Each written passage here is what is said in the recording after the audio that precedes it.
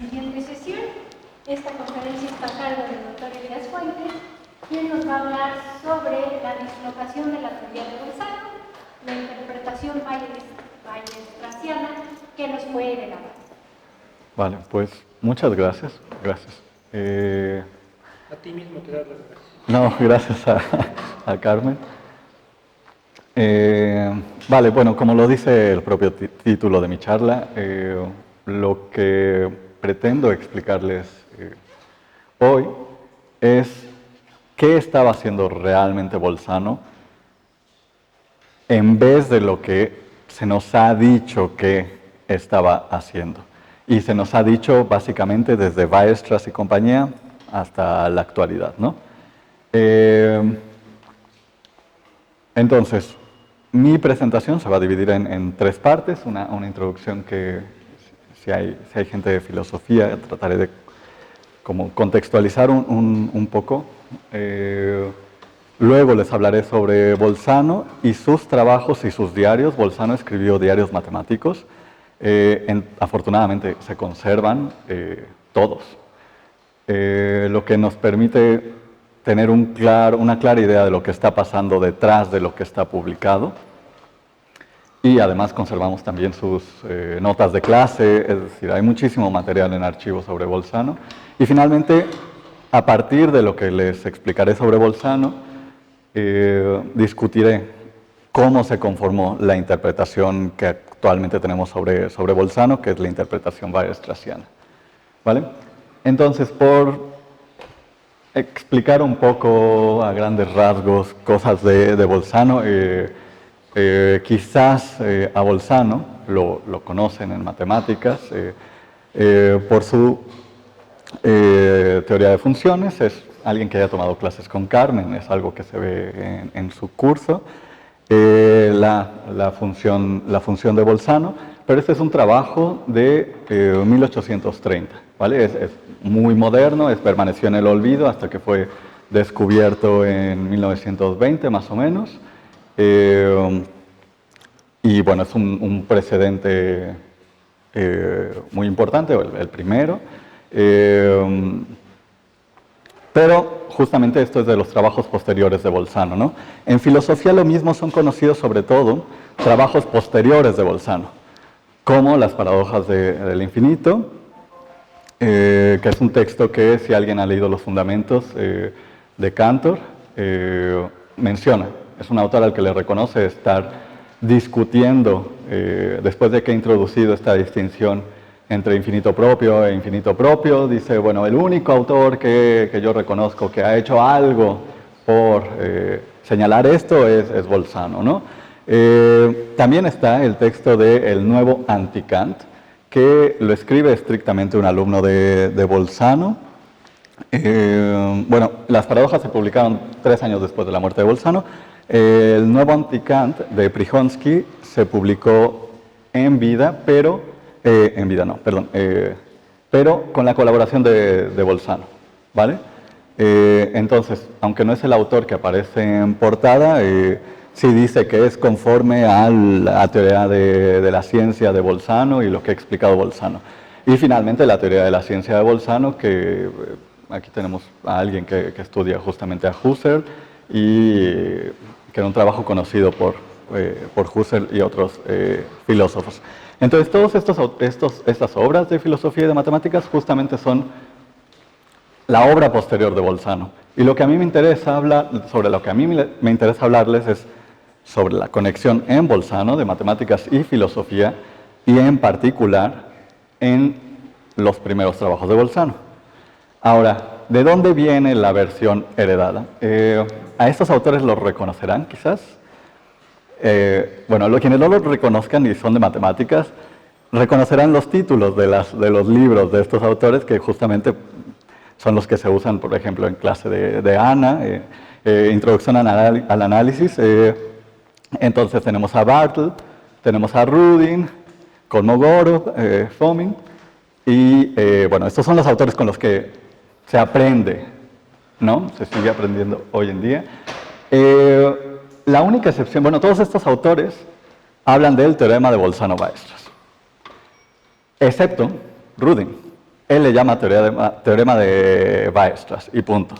Todos los demás hablan del teorema de Bolzano-Weierstrass, que es que todo conjunto infinito y acotado de números reales tiene un punto límite. Básicamente son formulaciones equivalentes las que se van dando, pero digamos que eso es lo que se enseña en la Facultad de Ciencias, salvo que, insisto, tomen algún curso, una optativa en el que ya se vea la teoría de funciones de Bolzano. Pero eso es lo que se suele conocer de Bolzano.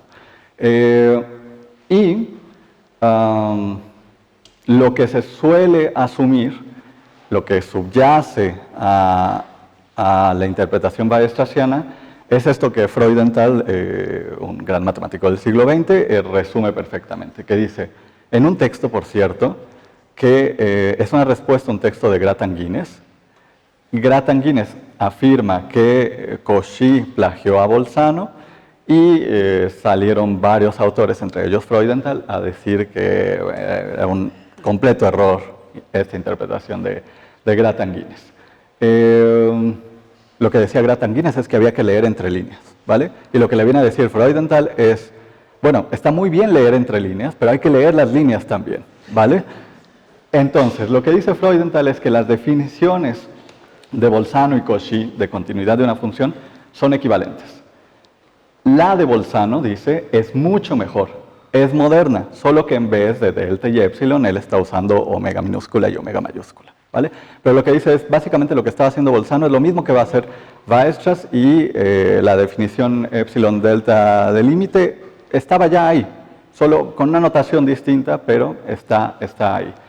Y, digamos, en el ámbito de los fundamentos, digamos, la idea que se suele tener es que el trabajo de 1817, que es la prueba puramente analítica, que es el trabajo donde está contenido aparentemente el teorema de Bolzano-Weierstrass, es un hito en la historia del análisis real y es de hecho el punto de partida de la teoría moderna del continuo. Es de hecho el inicio de la aritmetización en el siglo XIX, ¿vale? Estas son las ideas que están presentes en la enseñanza de Bolzano en las matemáticas, digamos. Ahora, volveré a esto más tarde, pero de una vez quiero que veamos la versión original frente a la versión heredada, digamos. Entonces, esta es la definición que da en el prefacio de su trabajo, de su prueba puramente analítica. Generalmente se dice prueba puramente analítica del teorema del valor intermedio. Ahora veremos que ese no es el título del trabajo, pero por eso es conocido el trabajo. Ahora, ¿qué dice? La expresión una función f que varía conforme a la ley de continuidad para todos los valores de x dentro o fuera de ciertos límites, simplemente significa si x es cualquiera de tales valores, la diferencia f de x más omega menos f de x se puede tornar más pequeña, esto es algo importante, que cada cantidad dada. Les pido que recuerden esta frase, se puede tornar más pequeña que cada cantidad dada, en tanto uno pueda asumir a omega tan pequeña como se quiera. O, de acuerdo a la notación introducida en el parágrafo 14 del teorema del binomio, que era un trabajo que había publicado un año antes, f de x más omega es igual a f de x más omega mayúscula, ¿vale? Volveremos a eso, porque justamente lo que nos está diciendo es, lo que estoy haciendo aquí se basa en el concepto que introduje en mi trabajo previo. Entonces vamos a intentar ver qué está haciendo, de dónde viene ese concepto y por qué lo está definiendo como lo está definiendo. Y por qué lo está usando como lo está usando, ¿vale? Ahora, a la vez, me interesa realzar este otro aspecto de Bolzano que tiene justo que ver con su cuidadosa definición de las cantidades variables omega, ¿vale? La primera cita es de su autobiografía, de 1831, y está explicando que, bueno, por decir un poco más, Bolzano estudió matemáticas y estudió teología, ¿vale? Y de hecho, bueno, estudió en Praga a finales del siglo XVIII, principios del XIX, que es un contexto muy problemático en Europa central, digamos, por todas las disputas. Está la Revolución Francesa y entonces viene la invasión francesa y bueno, un montón de conflictos entre medias. La República Checa pertenece al Imperio Austriaco y frente a las ideas revolucionarias francesas, el emperador Franz decide que van a instaurar clases de ciencia de la religión para que no permeen estas ideas francesas, básicamente, ¿no?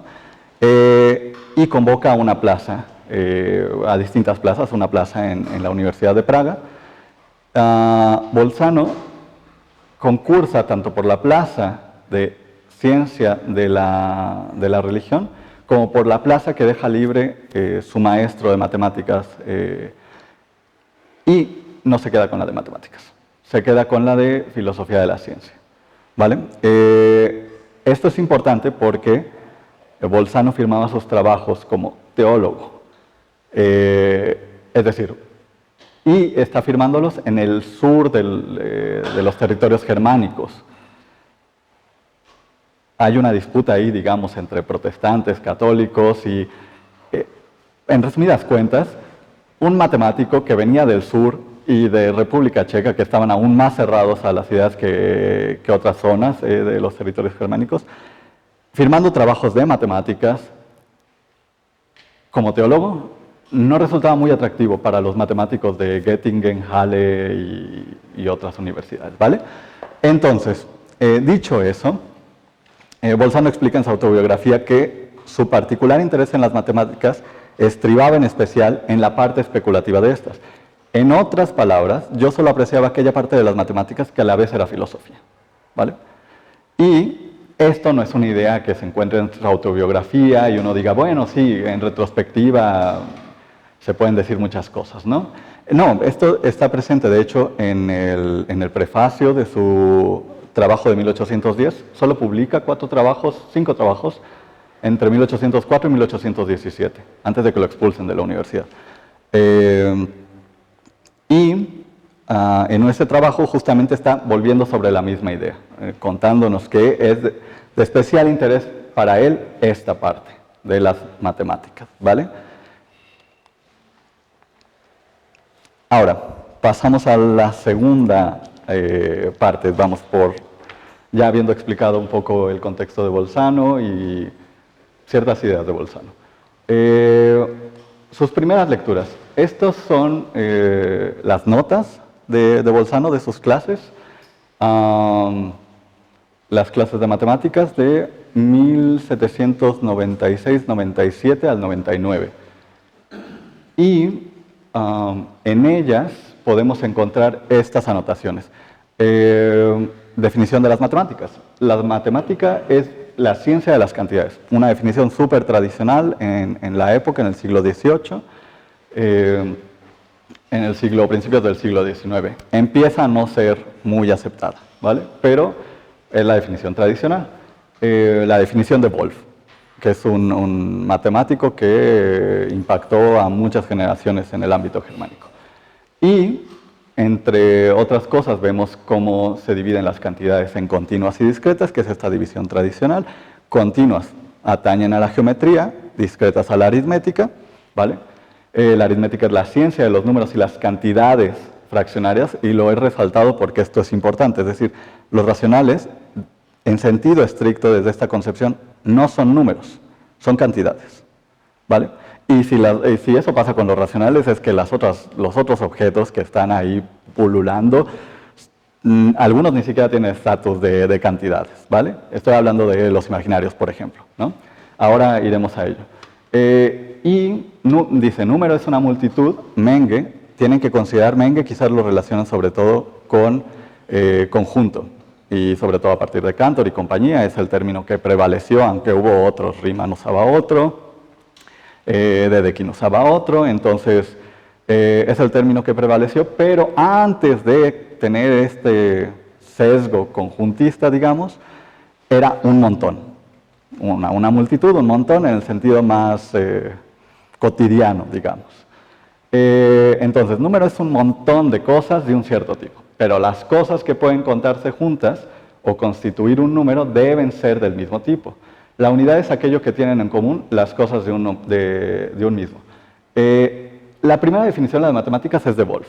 Esto es casi textual, son las lecciones de Vidra, pero es casi textual del libro de Kessner, un libro muy influyente en la segunda mitad del siglo XVIII.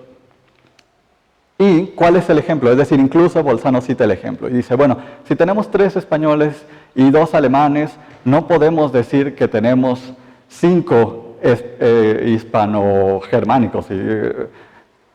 Esas son 2 especies que no se pueden mezclar. Ese es un ejemplo burdo, pero la idea de fondo es que números positivos y números negativos no se pueden mezclar, son distintos tipos, ¿vale?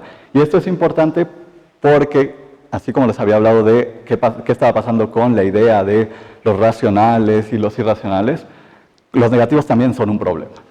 ¿Cómo se trabaja con los negativos?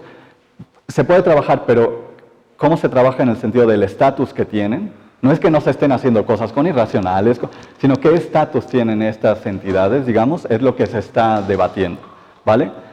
Y por ponerles un ejemplo de que este era el contexto en el que está Bolzano y hasta principios del siglo XIX, Wolf dice, las cantidades negativas son de un tipo diferente de las reales, y reales utiliza el término Wirklichen, ¿vale? Y este término tiene una connotación distinta a real, de Rielen, ¿vale?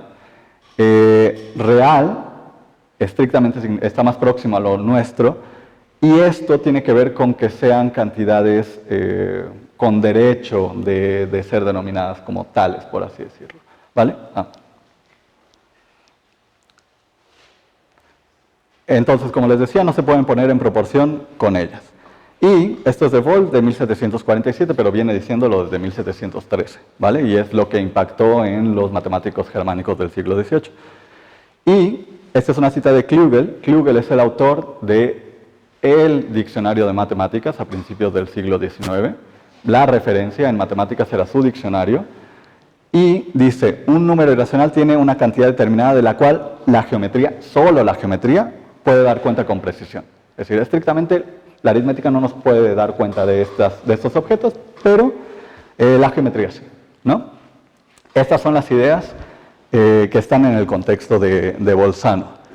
Ahora, en sus primeros trabajos, y me interesan en particular el de 1804 y 1810, por apuntalar algunas ideas que van a estar subyacentes a su desarrollo en el trabajo del teorema del binomio y la prueba puramente analítica, podemos rescatar estas ideas. Primero, al inicio de su trabajo en 1804, dice, yo tengo 2 reglas básicas. Uno, la obviedad de una proposición no me libera de la obligación de proseguir buscando una prueba de ella, al menos hasta que me dé cuenta con claridad que la prueba no es necesaria y comprenda por qué no es necesaria. Y 2, nunca podré estar satisfecho con una prueba completamente estricta que haga uso de conceptos fortuitos, ajenos. ¿En qué está pensando? En la introducción del movimiento en pruebas geométricas y en la introducción de elementos geométricos en pruebas de análisis, digamos, ¿no? No puedes mezclar esto. Subyacente está una clasificación de la ciencia matemática de Bolzano. A diferencia de lo que se solía enseñar con Kessner y compañía, que nos hablaban de matemática, digamos, pura, y entonces tenías la geometría y la aritmética, digamos. Bolzano dice, no, la geometría en realidad es matemática particular y tenemos algo arriba de matemática particular que es la matemática general, ¿vale? Esto tiene raíces en lo que nos expuso Eduardo. Entonces lo que está proponiendo Bolzano es que hay una parte de matemática general donde está análisis, donde está la teoría combinatoria de Hindenburg, para sorpresa, digamos, de algunos, pero en el contexto de principios del siglo XIX no sería tan raro, porque fue una escuela muy importante entre los matemáticos germánicos. Sí. Y está pensando en eso, en esa subordinación de las ciencias matemáticas. Tú no puedes probar algo de las particulares, de las generales, a partir de elementos de las particulares. e incluso propone una reconstrucción de la geometría en la que no me meteré, pero por ejemplo empieza a decir que no puedes hacer uso de la idea de plano antes de la idea de ángulo. Entonces tú puedes hablar de ángulo sin considerar la idea de plano y solo cuando hayas desarrollado una teoría de triángulos podrás pasar a lo siguiente, ¿vale? Ahora, en eso está pensando ahí. Luego, en su trabajo 1810, que es una propuesta para una presentación de la matemática mejor fundada, dice, en el ámbito de la verdad prevalece una cierta conexión objetiva que es independiente de nuestro reconocimiento accidental y subjetivo de ella. Esto es, a la vez, está pensando en que hay elementos básicos, conceptos simples, a partir de los que se van a desarrollar las cosas. Y estos conceptos simples no pueden ser estrictamente definidos, entonces hay designaciones para ello. Para el punto, no puedes definir estrictamente un punto, pero puedes dar una idea de qué es un punto, y hay elementos básicos para ir construyendo todo el corpus de las matemáticas, ¿vale? Está pensando en eso.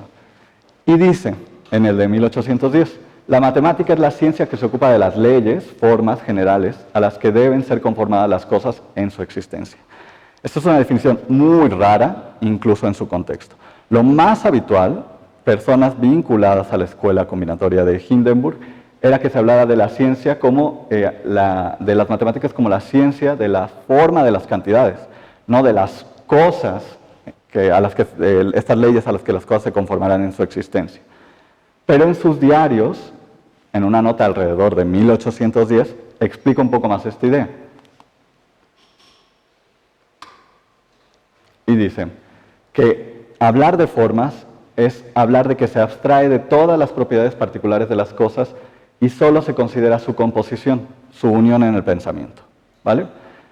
Y, entre otras cosas, en ese trabajo también podemos encontrar este tipo de notas. En el futuro se habrá de decidir si el infinito o el diferencial son expresiones simbólicas, ¿vale? Justamente esto es lo que les decía antes. Esto ni siquiera es un objeto, es una herramienta, diríamos hoy. Tenemos números, tenemos cantidades y tenemos expresiones simbólicas, ¿vale? Esto es importante para mí porque justo lo que pretendo mostrarles sobre las cantidades omega es que, aunque se va liberando de estas nociones tradicionales, aún las tiene. Y su formulación tan cuidadosa de qué es una cantidad omega tiene que ver con todas estas ideas, ¿vale? Ahora, las cantidades variables omega. ¿Qué hace en el trabajo de 1817? Bueno, en realidad, el trabajo de 1817 tiene que ver con el primer teorema, ¿vale? Una ecuación polinomial que tendrá una raíz real. Y para demostrarla, se ocupa del teorema del valor intermedio. ¿Por qué? Porque el teorema del valor intermedio es más general. O sea, necesitas la potencia del teorema del valor intermedio para demostrar este otro teorema más particular. Tiene que ver con la conexión objetiva de la que les hablé antes.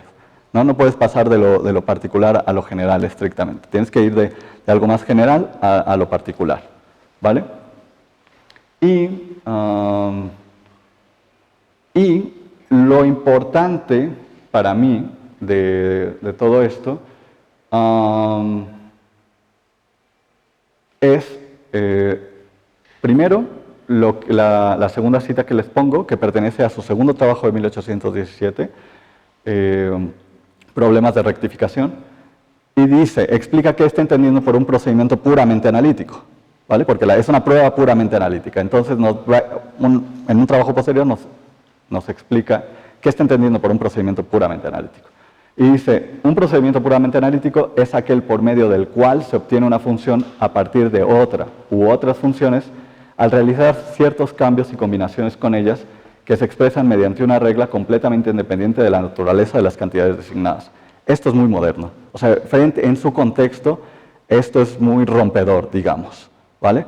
Ahora iremos a esto, ahora iremos al debate que tiene con los infinitesimales, porque sus cantidades omega están postuladas como una alternativa a los infinitesimales, ¿vale? Entonces, lo veremos, pero en 1816, en el trabajo del teorema del binomio, dice, frente a la noción habitual de infinitesimales, yo propongo tal que siempre he usado con igual éxito, ¿vale? Y sin hacer uso de cosas extrañas. Ahora, como veremos, insisto, esta idea de un procedimiento puramente analítico no tiene nada que ver con, por ejemplo, lo que estaba haciendo Carnot, que todavía se apoyaba, digamos, en la idea de curvas. ¿Vale? Vamos a ello en un momento, pero esto es importante porque no estoy diciendo que Bolzano no sea novedoso, es muy novedoso. El punto es que tampoco es lo novedoso que se nos suele vender. Es un autor de transición justamente entre lo que había antes, que les he medio explicado, y lo que vino después, que son Weierstrass, Cantor y compañía, incluso diríamos Riemann, Dirichlet y compañía, ¿no? Entonces, como les decía antes, el teorema enunciado en el título del trabajo pasa por probar el teorema del valor intermedio, ¿vale? Y básicamente la ruta del trabajo, esto lo hace, aquello lo hace en el parágrafo 18, esto lo hace en el parágrafo 15, antes nos ha dado una versión inicial, es lo que se nos dice del teorema de Bolzano-Weierstrass, para demostrar el teorema del valor intermedio, antes nos ha dado el criterio de Cauchy, y antes nos ha dado su definición de una función continua, ¿vale? Ese es el patrón. Básicamente todo descansa en la noción de cantidades omega. Es un poco fuerte decirlo y quizás no es tan estricto esto, pero todo descansa en la noción de continuidad y últimamente en la noción de cantidades variables omega. Es decir, si está pensando en los términos que van a pensar Weierstrass y compañía o no. ¿No? Y es en lo que me interesa enfocarme justamente, en su definición de continuidad y en la definición de las cantidades variables omega. Entonces, ¿cómo define las cantidades variables omega? En el prefacio de su trabajo del teorema del binomio, dice, en vez de las denominadas cantidades infinitamente pequeñas, yo uso con igual éxito, en realidad dice, yo siempre he usado con igual éxito, ¿vale? Ahora ese siempre es una vez más estas reconstrucciones que se hacen. Esto es un trabajo de 1816, la primera versión que tenemos, la versión en bruto de esta definición, es de 1814, o sea, tampoco es que lleve años trabajando con este concepto, ¿no? Pero sí lo ha depurado, ahora veremos eso. Que son las cantidades omega, cantidades que se pueden tornar menores que cada cantidad dada, ¿vale? Esto les había dicho antes que se quedaran con esa idea, porque es importante, es una formulación curiosa, pero ¿qué hay detrás de esta formulación curiosa? La idea de una cantidad que no solo puede ser asumida menor, estos son los infinitesimales, sino que es menor que toda cantidad, no solo cada cantidad dada, sino toda cantidad concebible, no es contradictoria. Está diciendo, esta idea de los infinitesimales es contradictoria. En cambio, lo mío, que en lugar de decir que toda cantidad es cada cantidad y una en vez de una que ya es una que puede tornarse, es correcto, ¿no? Y en el trabajo, en la prueba puramente analítica, nos remitía al parágrafo 14 del teorema del binomio. Entonces, la definición la da en el prefacio y en el parágrafo 14 habla de las cantidades omega ya, tal cual. Y dice que en esa define las cantidades como lo hemos visto y designa a omega mayúscula como la suma o diferencia de una multitud finita de tales cantidades. Esto también es importante, que hable de una multitud finita, ¿vale?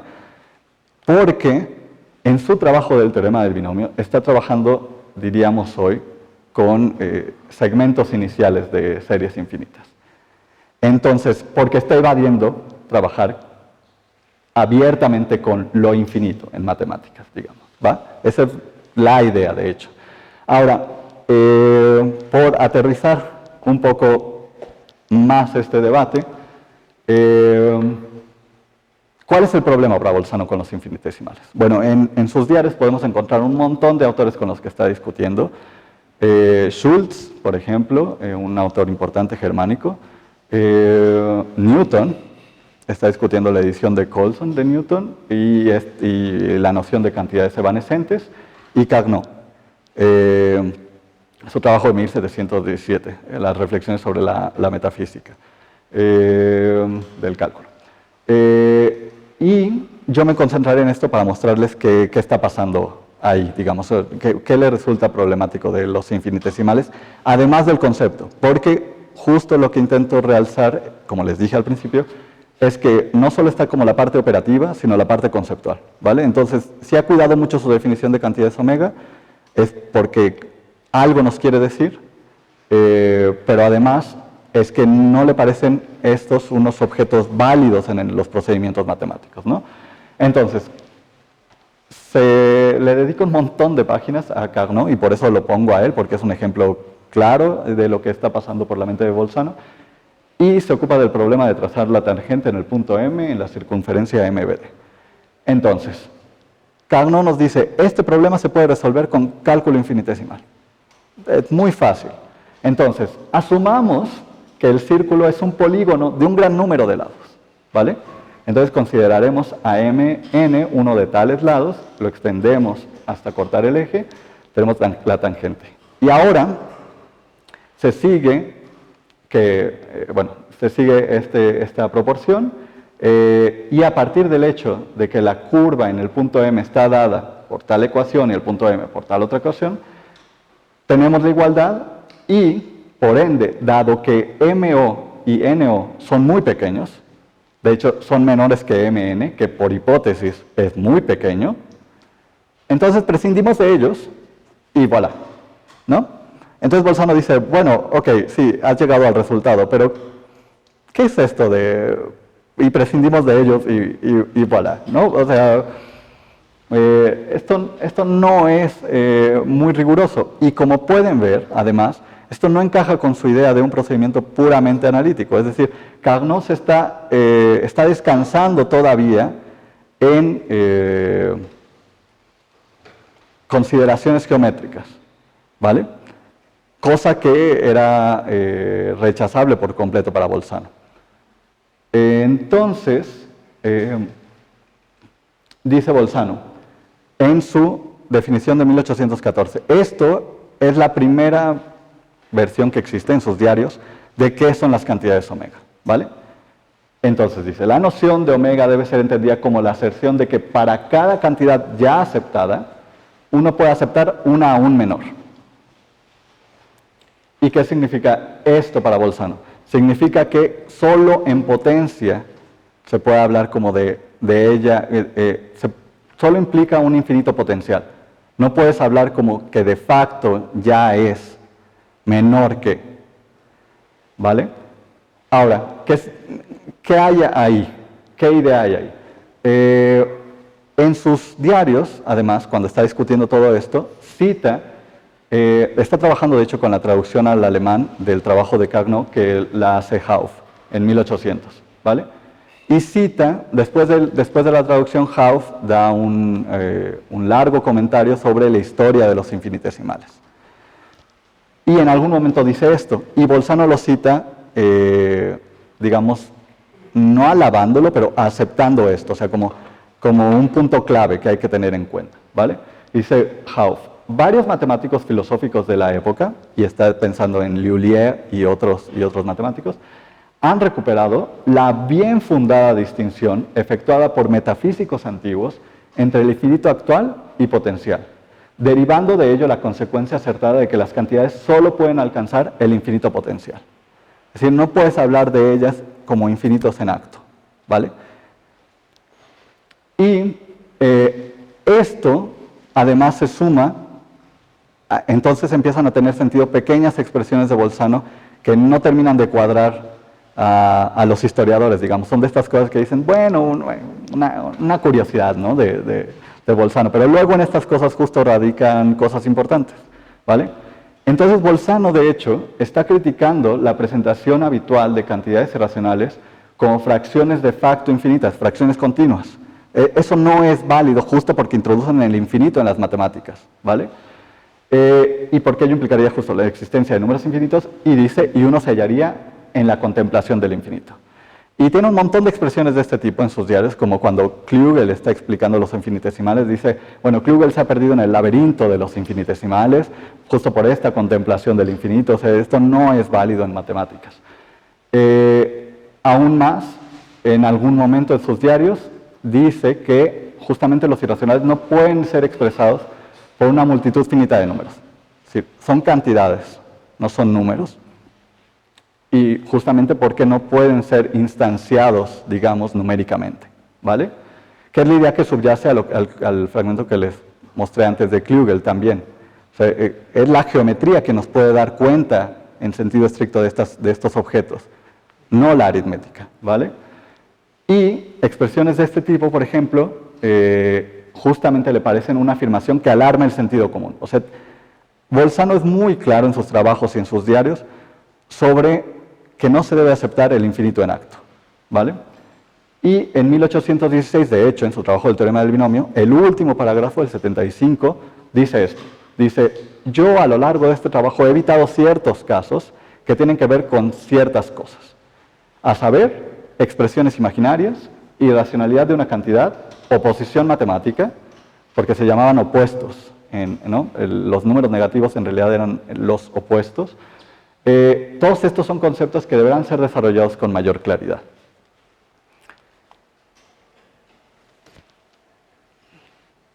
Vale, entonces justamente el punto es que a la formulación tan cuidadosa de Bolzano de las cantidades omega subyace este debate por formularlas de alguna manera que solo introduzcan el infinito en potencia, no en acto. Y esta distinción justo de infinito actual y potencial va a desaparecer con Weierstrass, Cantor y compañía. Es decir, estas consideraciones no tienen sentido en el contexto posterior de Weierstrass, Cantor y compañía. Y ahora diré un poco más sobre ello, ¿vale? La interpretación weierstrassiana. ¿Cómo llegó Bolzano a nosotros? Porque les digo, Bolzano estaba en Praga y a principios del siglo XIX, y muchas de sus obras, las que vimos al principio que les mostré fotografías, fueron conocidas hasta después. Su teoría de funciones fue conocida hasta el siglo XX. Un montón de obras fueron conocidas, su teoría pura de números, que es un trabajo de los 30, 1830, donde intenta desarrollar una teoría de números reales. Ahí sí, ese permaneció igual hasta el siglo XX desconocido. O sea, eso no es lo conocido de Bolzano, sino lo que acabamos de ver, ¿vale? Entonces, ¿cómo llegó hasta nosotros Bolzano? Bueno, la primera evidencia que hay es, en realidad es de Hoffman en 1823, pero esta se conoció hasta 1993. De la que se tenía idea era de esta nota de Abel cuando en sus notas de sus cursos de París, que no se ve muy bien y está en noruego, pero dice esto, Bolzano, arriba dice Bolzano es un tipo viejo o algo así, y luego dice Bolzano es un tipo listo por lo que puedo ver. No se sabe bien qué trabajo revisó de Bolzano, es lo único que se sabe, ¿vale? Pero bueno, que le esté dando un cierto crédito ya es algo, digamos. Entonces la primera noticia es meramente anecdótica. Lo siguiente sí es importante, que fue previo de hecho, pero insisto, solo fue publicado hasta 1993, lo encontró Schubring, revisando archivos, en una revista fue publicada una reseña de su trabajo de 1817.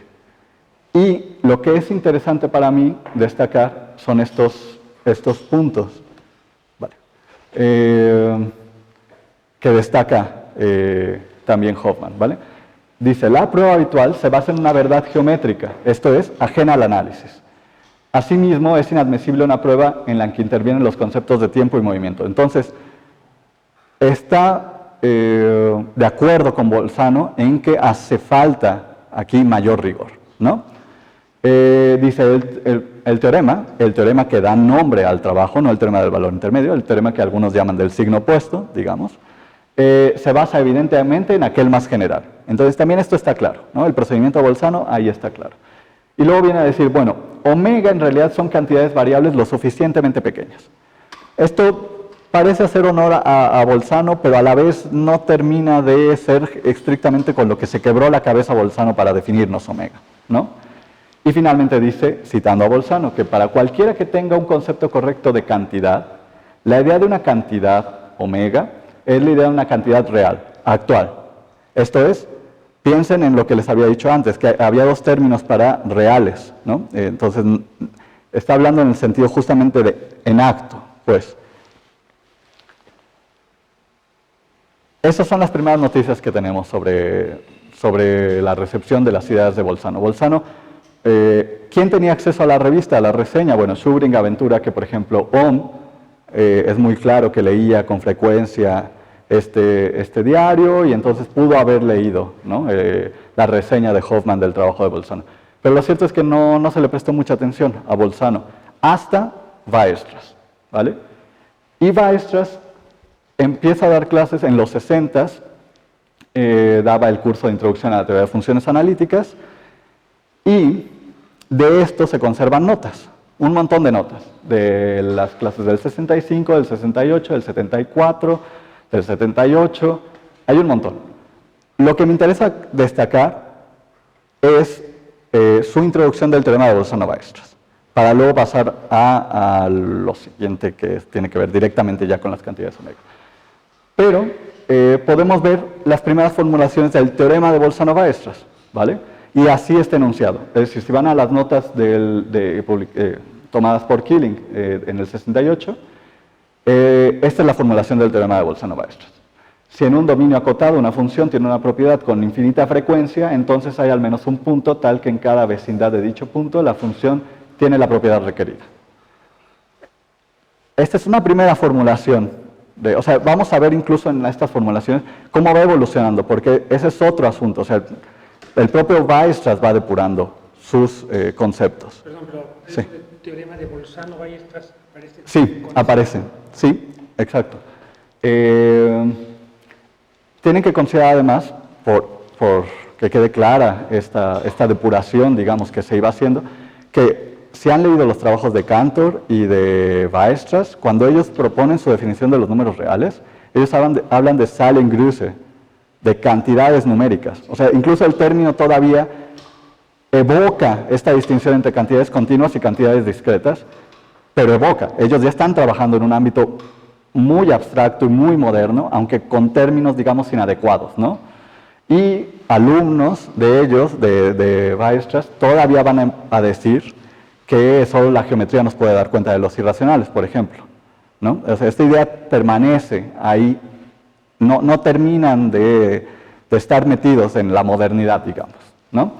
Entonces, otra formulación, en este caso no aparece listado como teorema de Bolzano-Weierstrass, pero aparece teorema y en una nota a pie dice, véase trabajo de la prueba puramente analítica de Bolzano publicado en Praga, bla, bla, bla, bla, bla. O sea, seguramente Weierstrass les mencionó el trabajo.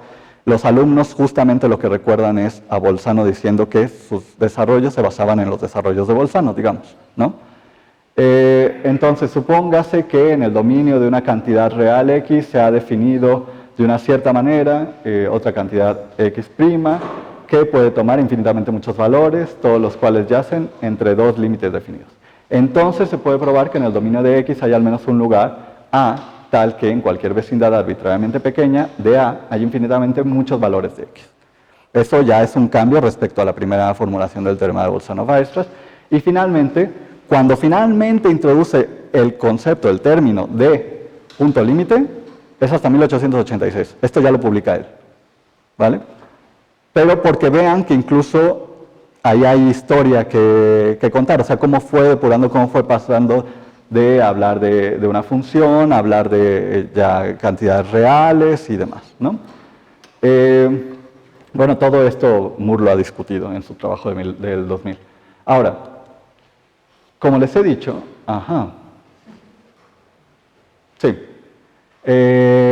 como les he dicho, después de ello, lo que hay que ver son los alumnos de Weierstrass.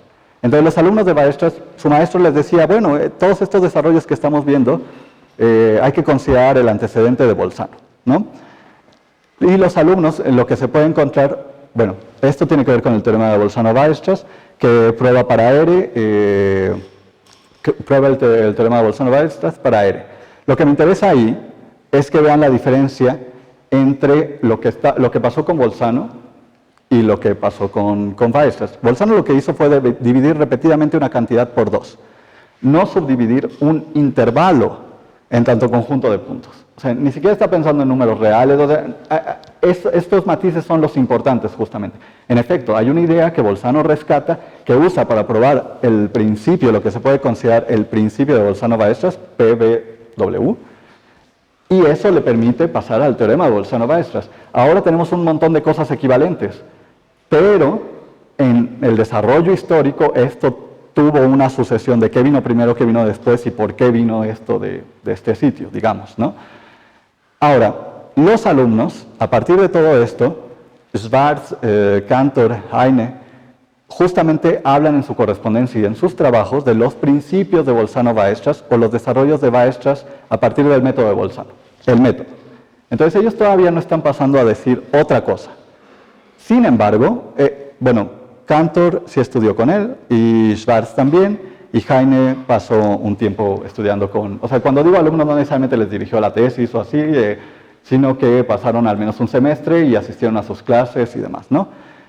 Y lo siguiente que tenemos, o sea, esto es en 1870-74, y lo siguiente que tenemos es la nota, la entrada del diccionario, la Enciclopedia Universal de Ciencias y Artes, en la que Hankel, cuando está hablando del término límite, en una nota a pie mete el trabajo de Bolzano del teorema del binomio y dice que ya en Bolzano se puede reconocer un claro y correcto concepto de convergencia de una serie, ¿no? Pero para que ya encontremos una estricta identificación entre lo que hace Bolzano y epsilon delta, que es lo que nos decía Freudenthal al principio, que les mostré la cita que dice, básicamente aquí tenemos epsilon delta en lugar de omega minúscula, omega mayúscula, ¿no? Es el trabajo de Stolz, que es el más reconocido. Él hace una reseña muy larga del trabajo discutiendo, y justo ahí va citando a Bolzano y va reescribiéndolo en los términos de Weierstrass. Entonces, si tenemos que encontrar un primer culpable de esta idea, puede ser Stolz. Más allá de que Weierstrass les decía, hay que reconocer que esto no me vino de pronto, ¿no? O sea, yo tomé ideas de Bolzano. Pero esta identificación de omega con epsilon delta viene justamente a finales del siglo XIX. ¿Y qué ha pasado después de eso? Bueno, después de eso todo el mundo ha hablado de cómo Bolzano ya había hecho lo que luego haría Weierstrass, y cómo de hecho estaba buscando el proyecto que tenían Weierstrass y compañía de aritmetización, ¿vale? Entonces tenemos a Hilbert, por ejemplo, en 1900, diciendo que los logros más provocadores y notables del último siglo son geometrías no euclídeas y la aritmetización que tiene en Bolzano como una figura clave, ¿no? Klein también viene a decir lo mismo en 1926, Boyer, un historiador importante de las matemáticas del siglo XX, viene a decir lo mismo, y Dugac, ¿vale? Lo que intento mostrarles es que ya durante el siglo XX esta idea se propagó rápidamente, digamos, que Bolzano estaba definiendo en los términos de Weierstrass, pero no solo eso, sino que también quería fundar en los términos de la aritmetización el sistema numérico a partir de sistemas más simples, digamos, que es lo que hacen Cantor y Weierstrass. En sus definiciones de los números reales parten de los racionales. Y quizás el primero de los primeros que hace que partir de los naturales es Ohm. O sea, si hay un precedente ahí, es Ohm, construir primero los naturales, pasar a los racionales y así sistemas más complejos, digamos, para que todo esté bien fundado. Pero este proyecto no está en Bolzano, justamente. Entonces, como notas finales, insisto, el énfasis de Bolzano en la definición cuidadosa de omega, que es una noción sumamente abstracta para su concepto, todavía tiene cierta herencia de las matemáticas del siglo XVIII. Y lo muestra justo su énfasis en que se tiene que hablar en términos de un infinito potencial. Como les decía antes, justo el enfoque weierstrassiano implicó el abandono de esta noción de cantidad variable. O sea, esta noción de cantidad variable era central en el análisis y de pronto desapareció.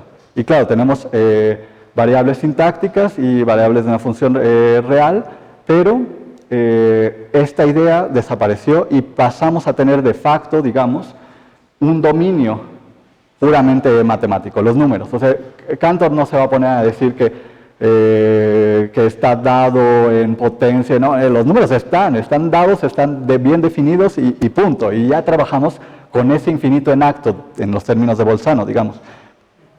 Pero eso no estaba haciendo Bolzano. De hecho, Bolzano en 1917 no parece ver la necesidad de una caracterización conceptual de la continuidad del dominio de los números reales. Él no parece estar buscando eso. Luego, en efecto, lo pongo al final, al siguiente año de la prueba puramente analítica, en 1818, se encuentra la primera nota en sus diarios en la que estaba hablando del infinitamente grande y lo infinitamente pequeño y dice, bueno, el infinitamente grande se puede aceptar. Y el infinitamente pequeño, pues empieza a pensar que sí. Y empieza a pensar que sí, porque lo expulsaron de la universidad, no se sabe muy bien, bueno, sabemos por los diarios, pero no hay mucho desarrollo ahí. Pero luego en los 30, justamente les he dicho, desarrolla un trabajo, su teoría pura de números, en la que intenta desarrollar una teoría de números reales. Una teoría de números reales a partir de infinitesimales, digamos. Infinitesimales no en el sentido más tradicional, si quieren hablar en los términos más modernos, o sea, incluso Cauchy está metiendo el término infinitesimales. Es decir, él está pensando en que necesita ya aceptar el infinito en acto para poder desarrollar una teoría de números reales. Pero esto es hasta 1830. Antes Bolzano justamente se debatía con esa noción, ¿vale? Y justo la asunción de que Bolzano sí tenía ese proyecto es lo que subyace a esta idea de que Bolzano es el padre de la aritmetización, es decir, el padre de este proyecto.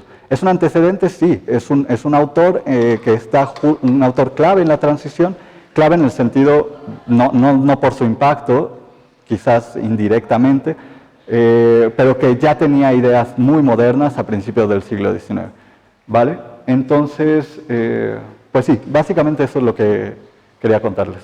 Gracias.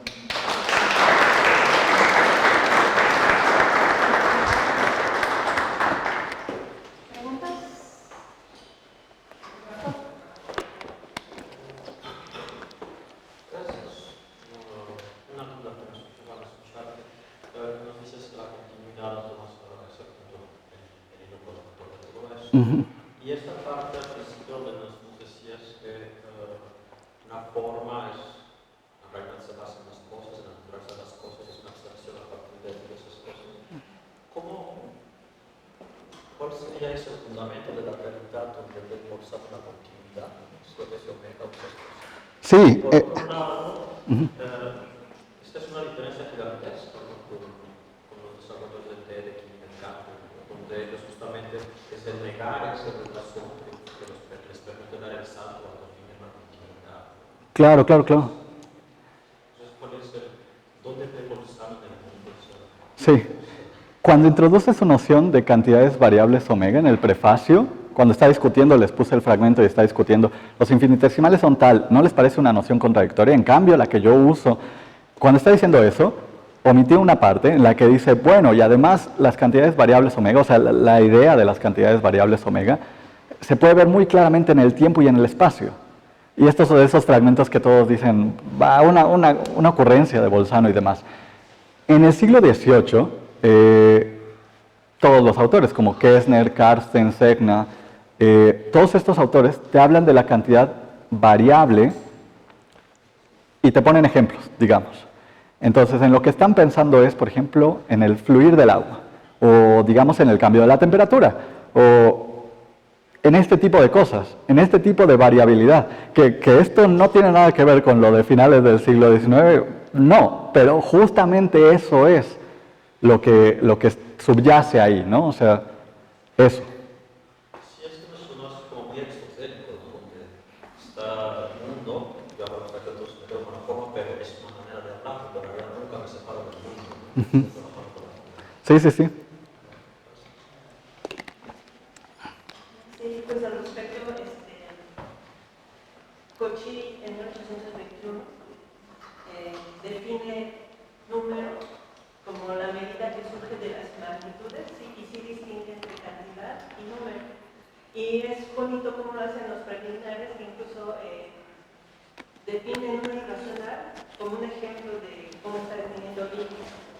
Un número racional para Cauchy en 1821 será el límite de fracciones, ¿no? Entonces, en este juego de cantidad, magnitud, cómo se va consolidando esta noción abstracta del número, un poquito contemporáneo a Bolzano, también Cauchy hace eso. Sí, tendría que decir algo, y esto lo suelto muy torpemente, sin más, porque no lo sé de cierto. Es decir, yo ya fui a consultar la fuente, pero tendría que estudiarla detenidamente.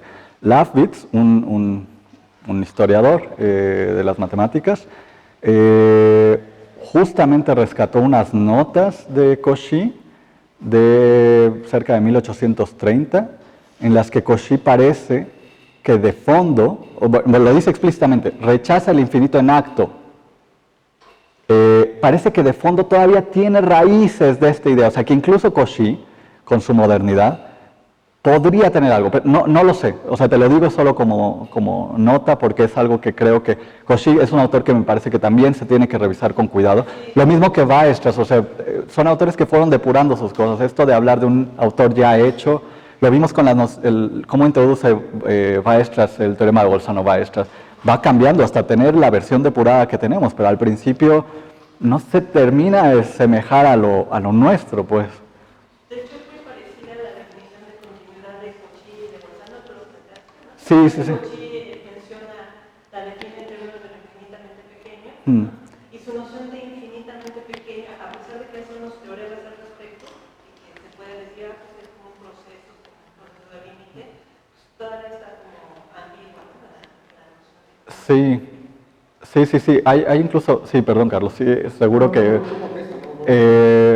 por ejemplo, Uria Beni Sinacer, que es la traductora de Bolzano, por ejemplo, al francés, una de las traductoras,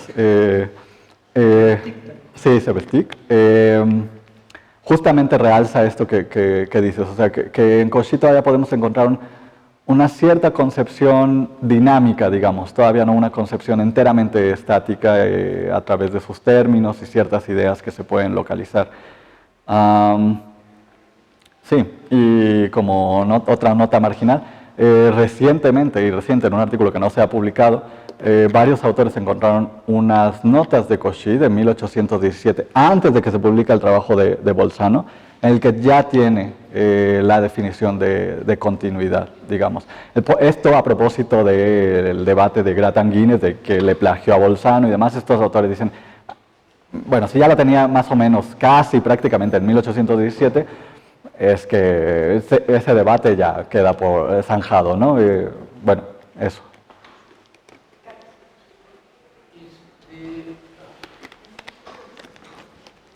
Bueno, no sé. La observación que quiero hacer tiene que ver con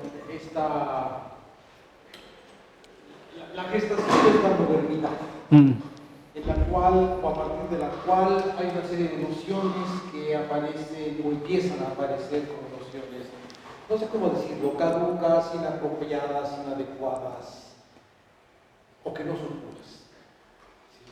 ¿Sí? Ciertamente me vienen a la mente varias imágenes. En particular, el teorema del valor intermedio. ¿Sí? Como tú bien lo dijiste, es un teorema que tiene que ver desde el siglo XVIII con la teoría de ecuaciones. ¿Sí? ¿Cómo puedo encontrar, cómo sé la existencia de una raíz, la raíz del polinomio? Si yo evalúo el polinomio en un cierto valor y un valor negativo y en otro tengo un valor positivo, entre ellos dos tengo una raíz de polinomio. ¿Sí? ¿Okay? O, por ejemplo, la afirmación de que entre dos raíces de un polinomio siempre puedo obtener una raíz del polinomio derivado. Recuerdo muy bien Lagrange en 1792, no en la teoría de funciones analíticas, en el tratado sobre la resolución de las ecuaciones numéricas.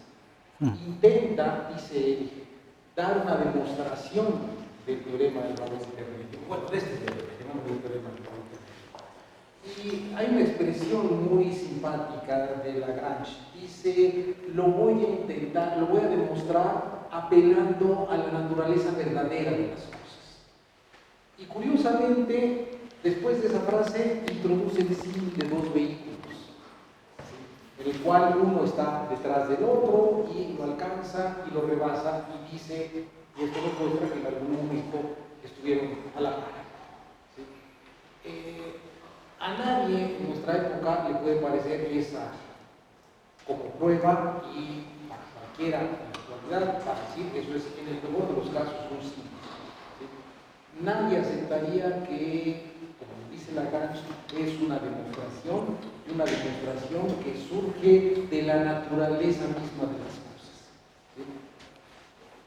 No deja de ser curioso que a todos nos enseñaron en la Facultad de Ciencias, a todos nos construyeron conjunto de números reales, hablándonos de números de puntos que se van aproximando. ¿Sí? A mí me dijeron eso. Yo, la verdad, nunca he visto ningún punto que se mueva. ¿Sí? Pero a todos nos han dicho, no, es que mire, este punto se va aproximando cada vez más al límite. Entonces, a pesar de que estamos más de 100 años, casi 200 años de Bolzano, 200 a estas fechas, pues todavía tenemos cierta libertad en utilizar imágenes dinámicas que, en términos de una discusión muy seria, decimos que no son argumentos adecuados, pero cuando hacemos matemáticas, cuando enseñamos, ¿sí? Los usamos con más o menos cierta libertad. ¿Sí? No parece muy claro que esta diferencia sea tan rigurosa, esta distancia sea tan rigurosa en la época de Bolzano. ¿Sí? Sí. Perdón, la mecánica, la mecánica es considerada una de las disciplinas más altamente estimadas de la matemática pura a finales del siglo XIX. Alguien que da cursos de mecánica es alguien que está dando clases de matemáticas, ¿sí? No tal cosa como matemáticas aplicadas. ¿Sí? Entonces tienes toda la razón cuando dices la explicación de qué significa variar, de qué significa cambiar, qué significa una explicación cinemática que cualquiera en la época de Bolzano acepta. Incluso el propio Bolzano, una nota muy breve, incluso el propio Bolzano en algún momento dice, bueno, por fines didácticos, claro que se puede hablar en esos términos, ¿no? Eso no lo voy a negar, pero yo me estoy ocupando justo de cómo vamos a fundar esto rigurosamente, cómo se va a hacer de la manera correcta, ¿no? Y recuerdo un poco, por ejemplo, lo que nos cuenta Dedekind en la introducción a a estética, a continuidad de números irracionales, que dice, bueno, yo estaba dando clases en el 58 y de pronto me di cuenta que tenía que remitirme para la variación de una cantidad a consideraciones geométricas.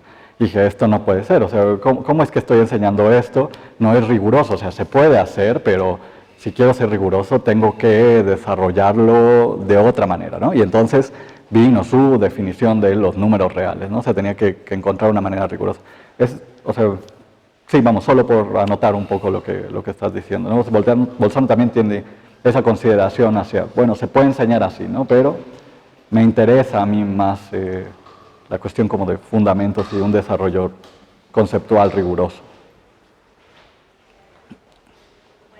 Sí. Muchas gracias. Sí, sí, gracias.